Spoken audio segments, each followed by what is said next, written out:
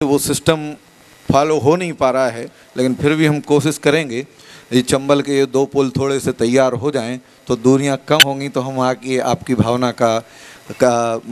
अनुरूप कार्य करने की कोशिश करेंगे। इसके बाद हमारे संस्थान के सभी प्रमुख आदरणीय अनिल जी भाई साहब, मैं भूल गया, भाई साहब बोले कितनी देर और चलेगा। मैंने कहा देखो यार, आप भिंड से आए हो और कोई तो काम है नहीं, और हम तो भैया आपका भरपूर उपयोग लेंगे। मतलब बहुत कम हमको अवसर मिलेगा कि हम अपनी बात समाज के ऐसे विद्वान, खासकर अनिल जी भाई साहब पूरे देश में घूमते हैं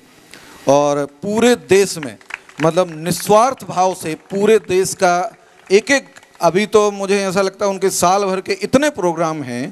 कि कई बार मुझे उनसे लगता है कि भाई साहब आप ऊब नहीं जाते होगे, तो बोले नया विषय चलाने में मिलता है और उस नए विषय को चलाने में ऊब नहीं आती बल्कि आनंद ही आता है।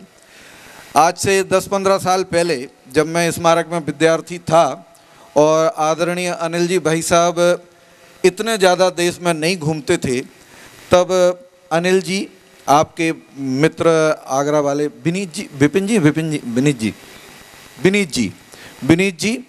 और 2-3 और सीनियर विद्यार्थी, मैं बहुत छोटा सा था, बहुत जूनियर था, तो इनकी मंडली में पता नहीं मैं कैसे सेट हो गया कहीं से, अब जिस कारण से भी हो गया होऊंगा, लेकिन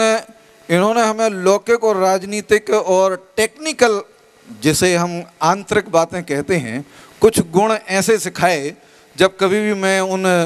टेक्निकों का यूज करता हूं तो आदरणीय अनिल जी भाई साहब मुझे बार बार उसमें याद आते हैं और हमारा स्नेह महाविद्यालय परिवार से और उनका जुड़ाई है। अभी तो वो कोटा से इसलिए भी जुड़े हैं कि उनका पुत्र यहाँ शिक्षा अध्ययन कर रहा है और नियमित रूप से कोटा में उनका सानिध्य हमको आगे मिलने की चांस हैं, तो निश्चित रूप से वो यहाँ और कोटा के सभी लोग उनके स्वाध्याय को बहुत रसपूर्वक सुनते भी हैं। तो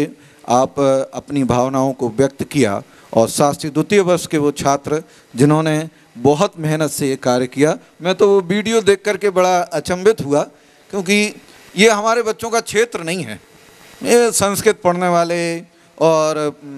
समय सार पढ़ने वाले कंप्यूटर में घुस के टेक्निकल इस टाइप के काम करें, तो हमें तो ये भैया वो उसी आविष्कार जैसा लगता है जैसे पहली बार बल्ब का आविष्कार और इसका आविष्कार किया हो। तो ये काम किया भाई, संयम और अनुभव कहाँ है, जरा खड़े तो हो जाओ यार,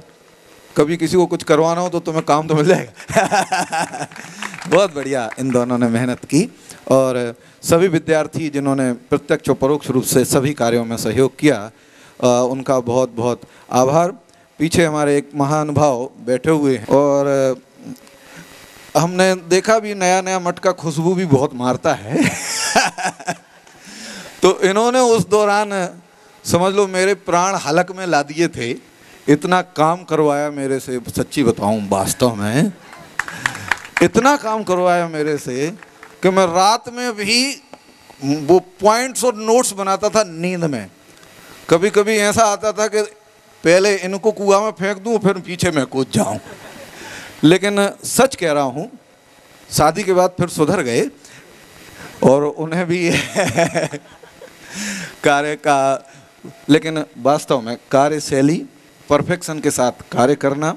और नियत समय पर हर जगह उपलब्ध होकर के अपने कार्य को संपन्न कराना, ये मैं विद्यार्थी मेरे ख्याल से कक्षाओं में 50 बार मैं पीयूष जी का नाम, स्मारक से एक मतलब छोटे से छोटा जो आदमी मेरा गुरु रहा है, जिससे मैंने कोई ना कोई बात सीखी है, उन सब का नाम मेरे प्रवचनों में और मेरी कक्षा में आता है। और पीयूष जी का नाम तो साल भर में लगभग 51 बार तो कम से कम मेरी जुबान पे आता ही है। तो वो प्रत्यक्ष और परोक्ष दोनों रूप से ही हमारे मार्गदर्शक और गुरु रहे हैं और सबसे बड़ी चीज़ अभिन्न मित्रता के साथ वो हमें इसका सहयोग देते हैं। तो इस बार उन्होंने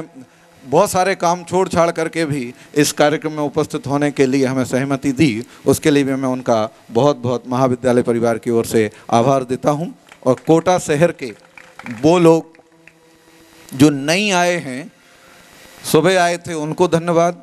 और जो लोग सुबह भी आए थे और अब शाम को भी आए हैं उनको 2 बार धन्यवाद, क्योंकि मैं जानता हूं शहर के इस पार आना और उस पार जाना कितना कठिन काम है, लेकिन आप सब लोगों ने अपने वात्सल्य को हमें दिखाया, उसके लिए मैं बहुत बहुत आभारी हूं। और अब आदरणीय अध्यक्ष महोदय जी की आज्ञा से इस सभा की समाप्ति की घोषणा करता हूं। जय बोलो महावीर भगवान की जय। एक